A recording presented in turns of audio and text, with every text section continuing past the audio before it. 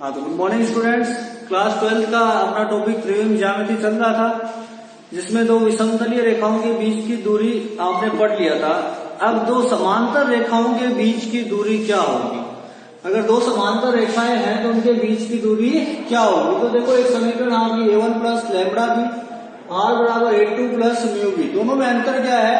वहां पे जो b था आपका, वहां पे क्या था, b1 और b2 दोनों अलग अलग थे, लेकिन यहाँ पे क्या रहेगा, ये सेम रहेगा, आपका एक जैसा रहेगा। तो जो दूरी निकालनी होगी वो क्या होगी, a2 माइनस a1, वहां डॉट था, यहाँ क्या आएगा क्रॉस b और नीचे आएगा b का परिमाण।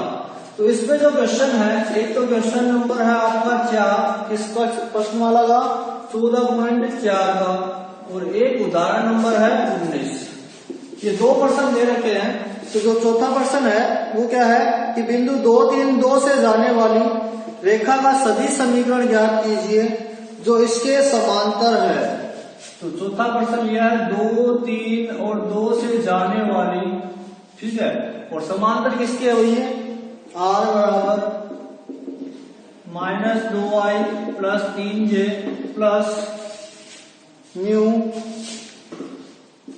2i minus 3j plus 6k इसके समांतर है, और इन रेखाओं के मध्य की दूरी भी ज्ञात करना है। इस बिंदु से जा रही है, इसके समांतर है, तो रेखा का समीकरण क्या होगा आपका, r बराबर a प्लस लैम्बडा बी, ये आपका ये है 2i plus 3j plus 2k, मतलब 14.2 का कॉन्सेप्ट लगेगा। प्लस में किसके समांतर है, इसके समांतर है, तो lambda 2i minus 3j plus 6k।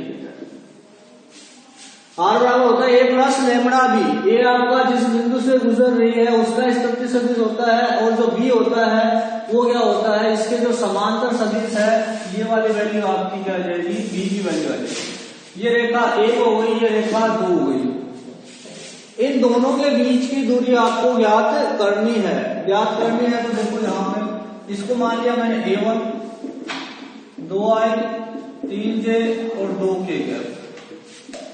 a2 आपका सदिश ये है माइनस 2i प्लस 3j, और b का सदिश आपका पास में क्या है, ये।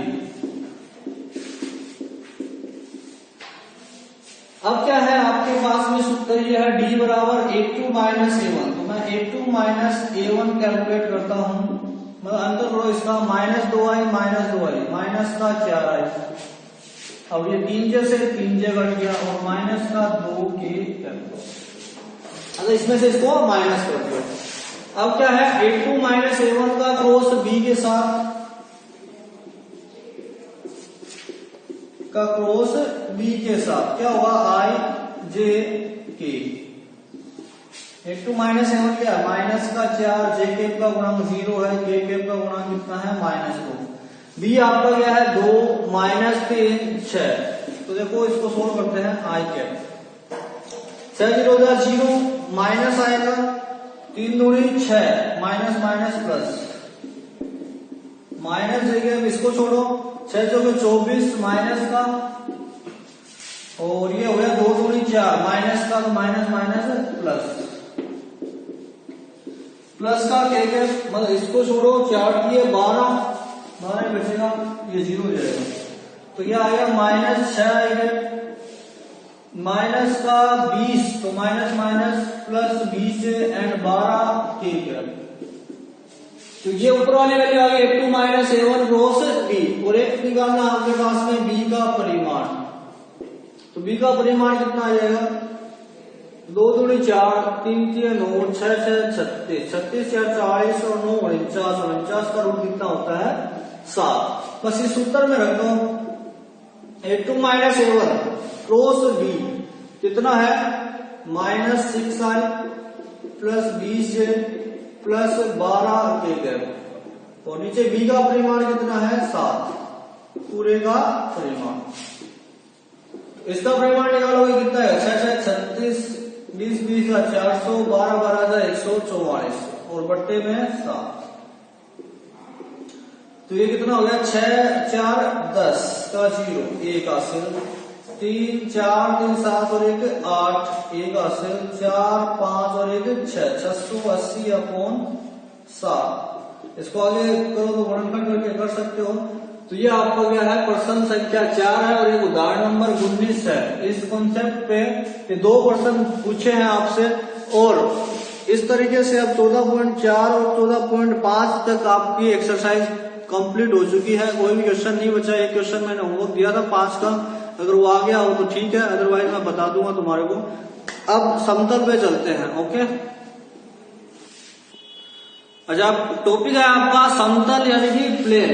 तो समतल या प्लेन सबसे पहले होता क्या है इसके बारे में चर्चा करनी है।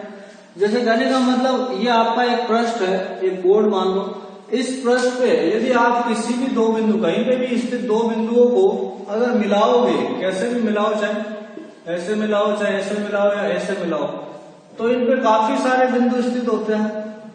वो अगर सारे के सारे बिंदु उसी पृष्ठ पर स्थित है, उसी पृष्ठ पर स्थित है यानी उसी पृष्ठ में मतलब समाहित है, तो उसको क्या बोला जाता है कि समतल बोला जाता है। जैसे कहने का मतलब एक बिंदु मैंने यहाँ ले लिया, एक बिंदु वहां दीवार के पास में ले लिया, अगर दोनों को मिलाऊंगा तो मतलब क्या दीवार वाले बिंदु इस बोर्ड वाले पृष्ठ पे नहीं आएंगे, तो वो क्या होगा, एक समतल नहीं होगा आपका।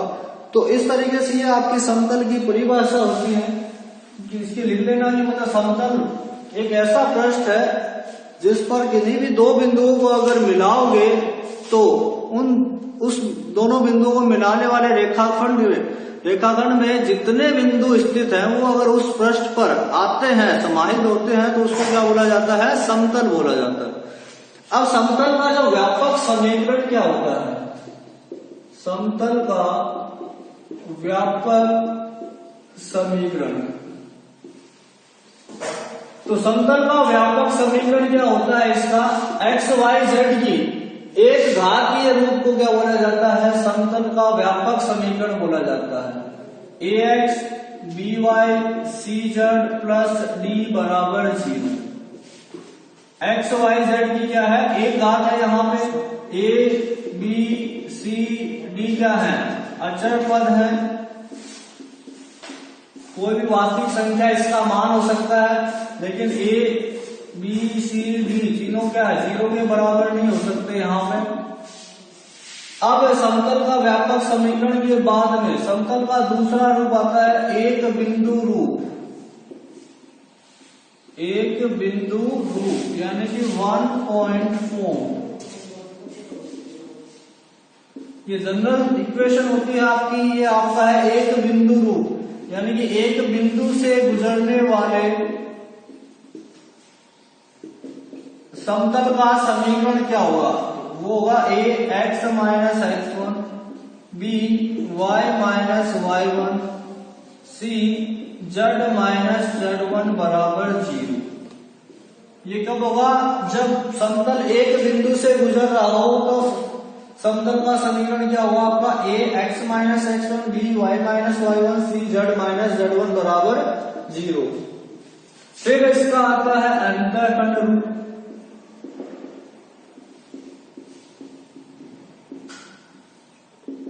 फिर आता है इसका अंतःखंड रूप। तो ये आपका एक्स एक्स है, ये वाई एक्स है, ये जेड एक्स है, ये आपका क्या है, मूल बिंदु है। तो अंतःखंड रूप क्या होता है कि एक्स एक्स पे कोई बिंदु ए है, वाई एक्स पे कोई बिंदु बी है, जेड एक्स पे कोई बिंदु सी है। इन बिंदुओं से मिलाने वाले समतल का समीकरण यानी कि उसको क्या बोला जाता है, अंतःखंड रूप बोला जाता है। ए बिंदु मान लिया आपने a, 0,0, बी आपका 0, b0, सी आपका 0, 0, c। तो अंतःखंड रूप आपका होगा x बटे a, y बटे b, z बटे c बराबर 1। ये आपका क्या होगा, अंतःखंड रूप होगा। तो देखो कुछ महत्वपूर्ण तथ्य है इसके अंदर जो अभी तो नहीं इतना काम में आएंगे, तुम्हारे 12th में 1-2 क्वेश्चन में काम में आएंगे, लेकिन आगे कंपटीशन में खूब काम में आएंगे। तो जो महत्वपूर्ण तथ्य क्या है, जनरल का व्यापक एक समतल का व्यापक समीकरण ax plus by plus cz plus d बराबर 0 होता है। तो ये a b c d अचर पद दिए गए हैं, इनके मान अगर 0 होते हैं तो क्या क्या केसेस मिलते हैं आपको। सबसे पहले d बराबर इसको मैंने एक समतल से डिनोट किया है, ये क्या है कि मान लिया समतल, चित्र से आपके ध्यान में रह जाएगा। अब d बराबर 0 होगा, तो d बराबर 0 होगा तो समीकरण तो आप लिख सकते हो, बस यहाँ 0 रख दिया तो ax plus by plus cz बराबर 0।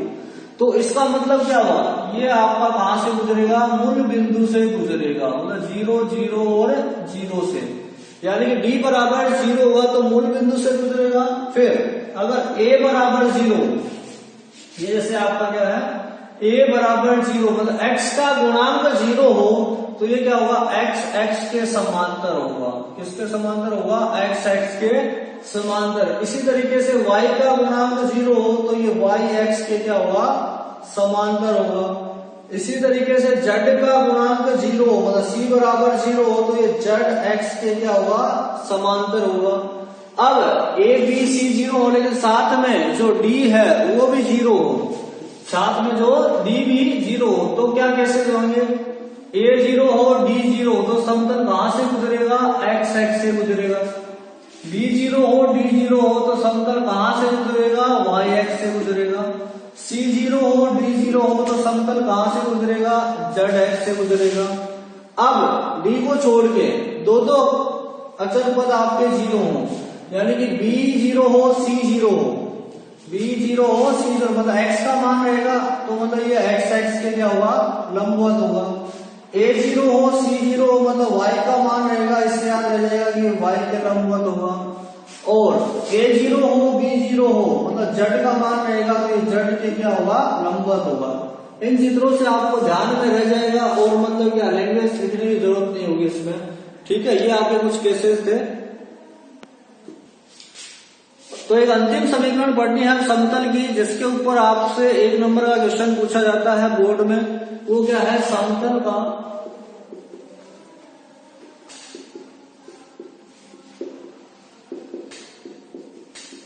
अभिलंब रूप में समीकरण। तो समतल का अभिलंब रूप में समीकरण क्या होगा, ये आपका x है, ये y है और ये z है आपका, ये आपका कोई समतल है। तो इस समतल में क्या क्या चीज दिया हुआ, इसकी मूल बिंदु से दूरी दे रखी है जैसे d, और एक आपका दे रखा है इकाई सदिश, वो दे रखा है n कैप। तो इसका जो सदिश रूप होगा वो होगा r डॉट n कैप बराबर d, r dot n cap बराबर d। यहां d क्या है, मूल बिंदु से समतल की दूरी। n क्या है, समतल का n क्या है, समतल का अभिलंब मान लो या फिर इकाई सदिश मान लो, दिशा दिखाएगा। अब सदिश रूप के बाद में इसका जो कार्तीय रूप होता है,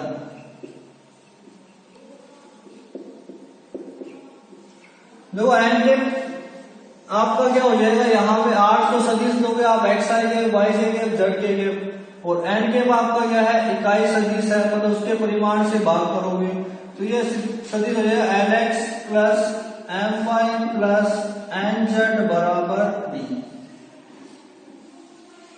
lm यहाँ पे क्या है, दिक्कोचय है, d यहाँ पे समतल की मूल बिंदु से दूरी है।